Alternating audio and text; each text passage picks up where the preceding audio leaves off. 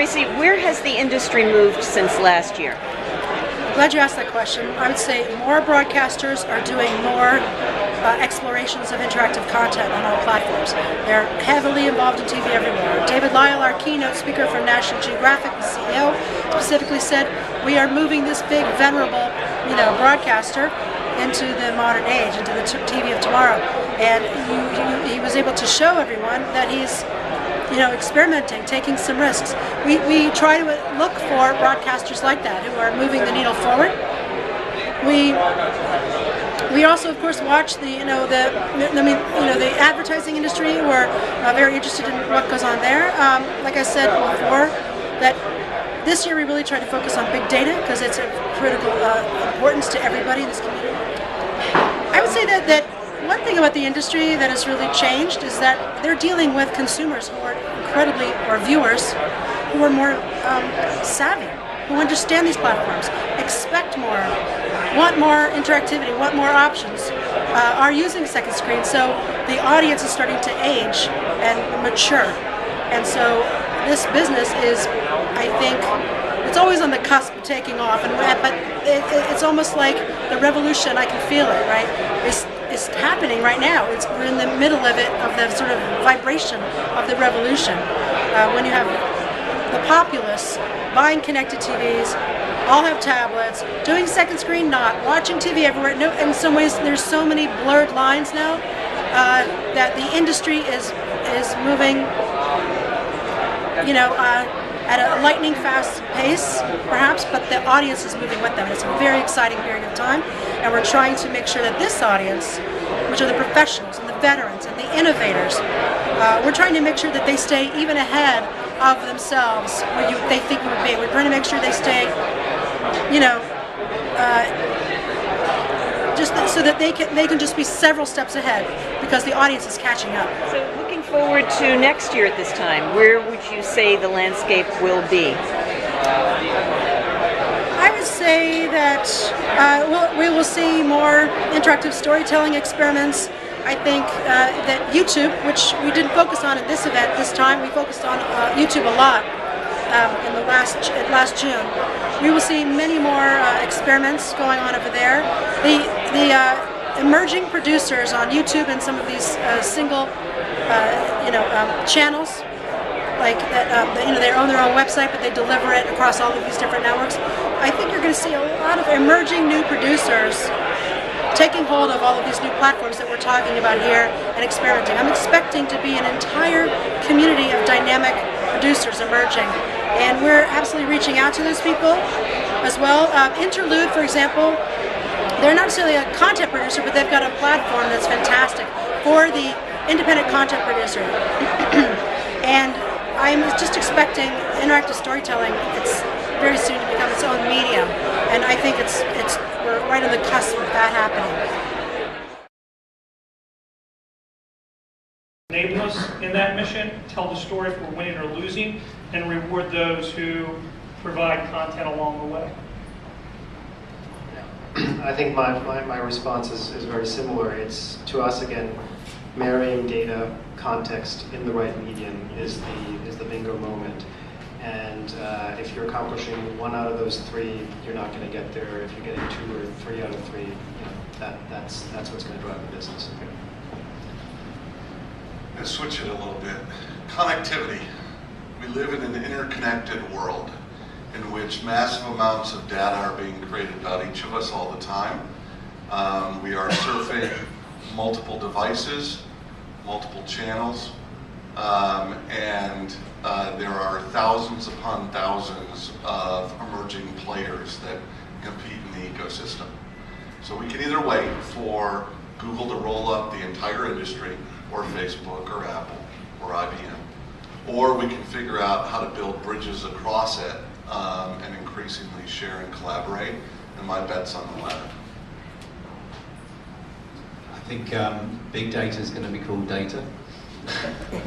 I think that we're going to move to the concept of building communities for our brands, for our shows, for our products.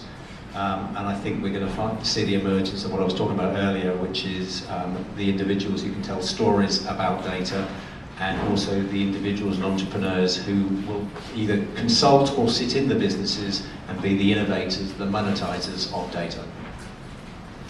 Yeah, I would go back to what I said earlier. I think data will continue to get more granular, the velocity will increase, there'll be more volume of it, and processing and storage gets cheaper, so it's going to be out there. I think what I'm seeing happening now in the VC world is just a ton of money going into visualization, and I think that's an important part of what we want to get done this year. Hi, yes, we at Kantar are working with bigger data sets, matching data sets, and analyzing bigger data sets for the purpose of not just audience measurement, but really measuring the consumer across their media habits. So by understanding their behavior, we can understand consumer movement, and then we can also understand how to monetize it in the business world.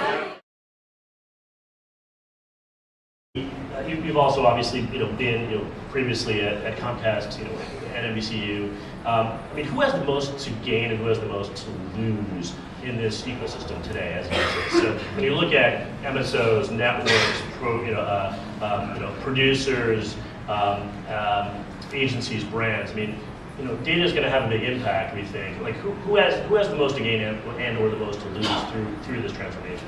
Well, I think the privacy issue is going to rear its ugly head at some point. I'm surprised that NSA didn't do that for us. You think that monitoring our phone calls would have caused something, but it kind of disappeared. But I think, and so advertisers and agencies continue to push for more data that's passively collected at scale to use to increase precision on the front end and to provide ROI capabilities on the back end. I think that's going to happen, and I think at some point we're going to have to figure out a way to provide a currency for the data, to trade on the data, because I think unless we have that, I think the people that have the first-party relationships with the data that can append third-party data to provide a very, very robust profile are going to be hesitant to do that unless there's opt-in and there's some sort of exchange of value. And I think that's going to be the biggest issue. But I think in the next year or two, as technology is deployed and you're able to do linear addressability, we'll see better utilization rates for video, we'll see better targeting. So I think revenue will be better, precision will be better, ROI will be better, and I think everybody's going to win in that situation. The consumers need to win though too, I guess is my point.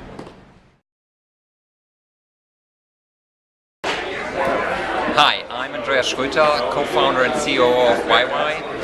We track and target TV viewers online. We started off in Germany last year and are now moving to the US, setting up operations in the US and at TV of Tomorrow conference today just to meet people and see who's out. Our largest products right now are synchronized advertising. We understand when a TV ad is being aired on the television, and we take that information to then show corresponding online advertising at the same second the TV ad is aired. Second largest product right now is TV campaign tracking, performance monitoring, where people want to just understand with their TV ads, when they run, how much more traffic do I get, how much more revenue do I get for each individual TV commercial. So we started off in Germany. We have now operations also in Europe and soon also in the US, so we can offer a real global solution to everyone. And with the synchronized advertising, I believe we are probably one of the few ones, if not the only one, that can deliver it right now. So synchronized advertising basically is about when a TV ad is being aired, that moment a lot of people are actually on their tablet mobile device as well, using their second screen, and you want to catch that viewer on the mobile device, on the tablet device as well, with a corresponding online ad. So ideally, you're watching a ABC Coca-Cola ad comes up, you want to see that Coca-Cola display banner on your second screen as well. So what it does is it raises TV ad awareness again, because people are actually watching the TV ad also on their second screen, and it also improves brand and image KPIs, gives an interactive return channel and all that. So we did a study with TNS on the synchronized advertising on just to see what the effects were. We saw huge increases both in brand and image KPIs and relevant KPIs for TV advertisers, double-digit increases depending on the metric. So today we're actually announcing the acquisition of Second Screen Networks, one of the ad tech players in the second screen ad tech space out of New York. This is just for us to actually move to the US and make a real big bold move into the US. So with the acquisition, it's two things. One thing is we will be able to track 100 US channels, and second thing is that they have a business customer base that we can like explore and expand upon. I think it just gives us a little head start in the US. It's interesting. I'd forgotten about American Idol. When I worked for Fremantle in Europe. Before I came to the United States, and I'd been part of a sort of a think tank group that was looking at all of their game shows, things like Price is Right and To Tell the Truth, and a whole bunch of game shows that they had, and how we might make these interactive for the audience.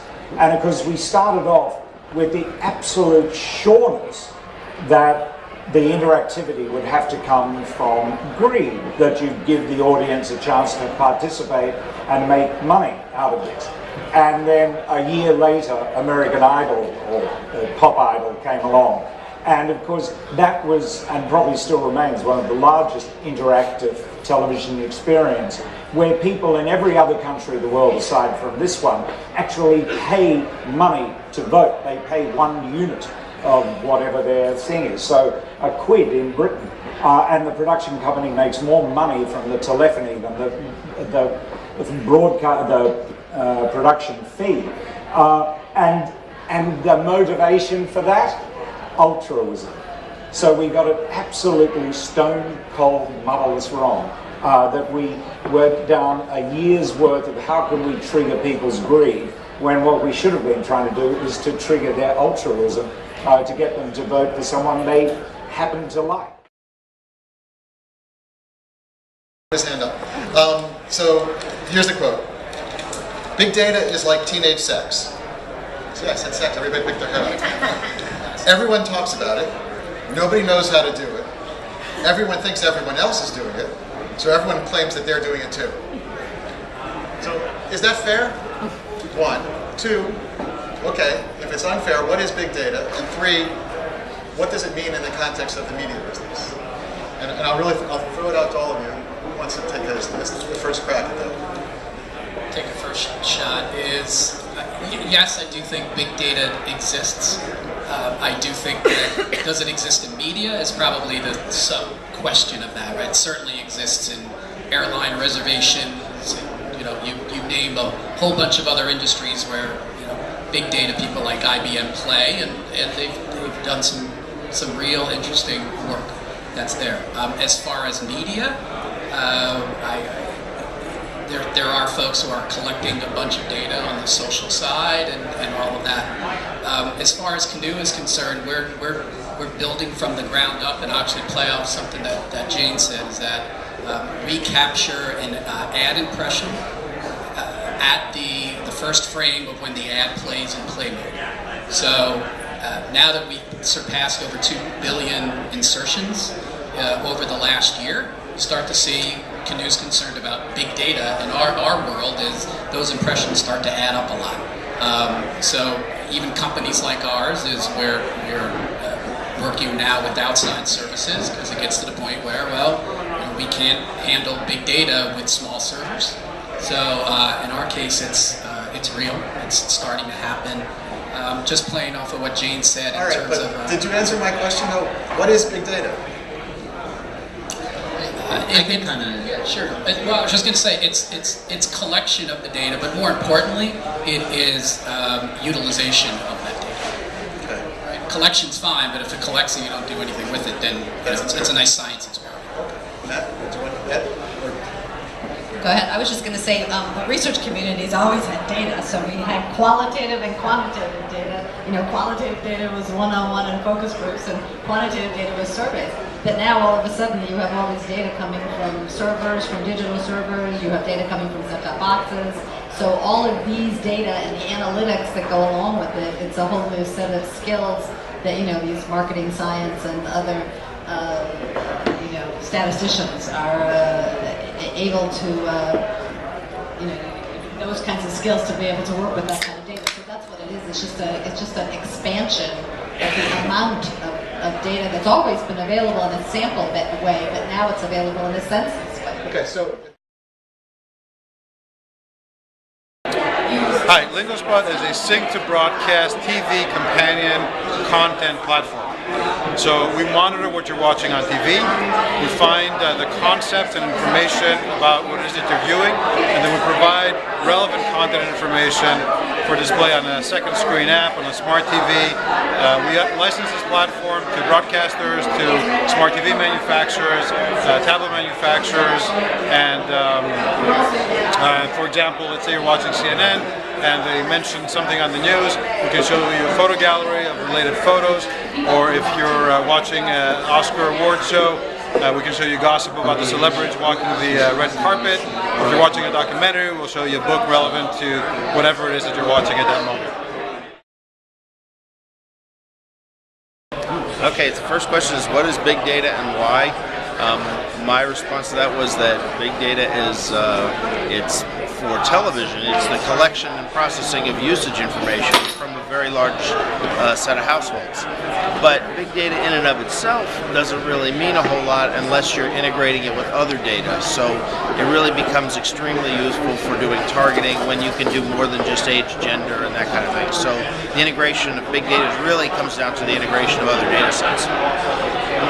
Let's see. Churn. So we've actually built the churn prediction model, and we've provided it to a couple of MSO clients, and it's worked pretty well. What it does is it looks at viewing patterns, and it looks at seasonality of programming, that kind of thing, and from that it makes predictions as to which households are likely to churn. And it's proven to be pretty accurate and been pretty actionable for the MSOs we've been working with. Show recommendations. So we're asked about show recommendations for being able to project audiences into new programming. The data, you have to have very, very good analytical tools to be able to do that, but the base data is there. We've had some success with that, but primarily that's something we've given to our clients to do, and they build it. We've given them some technology for the models for that, but we haven't actually delivered a lot of product in that space. Let's see. Strategies for media buyers. It's really kind of the same thing. So the strategies on the media buyer side is you know, they're starting to do back to the first question about what does big data mean. It's really about integration of all the different data sets. So the strategies are to move out of the normal age gender and to move into ROI type of things, and how to find small targeted audiences. So that's what we'll go ahead there. So that's what we've been able to assist with. And what else do we have? Political advertising. On the political advertising side, we were part of the OFA, and what we've seen is that the principals from the OFA group have kind of spread and gone all over the place, and they've each started their own firms, and so we've helped a number of those as they've started getting their firms kicked off. So we really think a lot of activity will happen there next year for the regional and state-wide campaigns, but we'll really see a lot of activity beyond that in 2016 when we get to another national campaign. So I'm Gavin Douglas, and I'm the CCO of iPower. And I'm Colin Hornet, I'm the executive producer for iPower. And together, we're iPower. So we're here at TV of Tomorrow conference in New York to present to everybody our vision for the future for television, which is that in under 3 years' time, we believe that the majority of TV shows across the country will have some form of participation in engaging the viewers in real time. Yeah, we're instantaneous mass communication on a really large scale, and instantaneous is important because you can gamify the experience and you can capture the sentiment of the audience live and in real time on television, so you can actually see it happening and you can participate from home and you can see that you're participating. So it's a broadcast enhancement, a storytelling tool, and it's really important to remember that we created the company to help enhance the broadcast and make the story even better, to raise ratings and engage audiences. So normally on social television, live polls and sync apps, you get 1% engagement of the viewers. What we're finding is because we're involving the viewers in real time in the story, and they get to participate and get rewards after the show, we're engaging somewhere between 10 and 15% of the show, of the audience. So we started in live sports, we then moved into live news and panel shows, and now we're working with Project Runway All Stars, Modern Family, and moving into business news next. Yeah, and very exciting. You're about to see new formats that we've been working on. And I think that's probably a good place to leave it, because if I say any more, I'm going to get in trouble from our new format partners. You're going to see new stuff. You're going to see television is now not just going to have participation as an element. Television is going to be participation, and that's what it's going to be based around. And it's really exciting. So get your smartphones and tablets ready, people. So the final 4 things are, the goal of participation TV is to do 4 things. Is to increase ratings, to engage the viewer for longer, to create new forms of revenue on the second screen, and to create an enormous pool of big data about the audience. Okay, I'm Yossi Glick. I'm the co-founder and the CEO of Genie. And Genie develops search and recommendation solutions. And I'm here to demonstrate our new application, which we launched a month ago, which is designed to become a personalized remote control once we do pairing between the iPad application and the set-top box at home. Okay, so to find content, we do it in various ways. One possible way is actually to calculate what we call the user's entertainment personality, which determines who I am. Once the system knows who I am, we actually serve the recommendation based on that. So you can see here all the content based on my entertainment personality. Another way to find content is actually browse the catalog using our semantic tags. For example, I might say what I'm in the mood for. So if I'm in the mood for something feel good, and then from a plot point of view, maybe I'm something interested in heroes, and in this way I can actually narrow down the catalog. It can become like a game. I can remove feel good, and then I can continue to praise,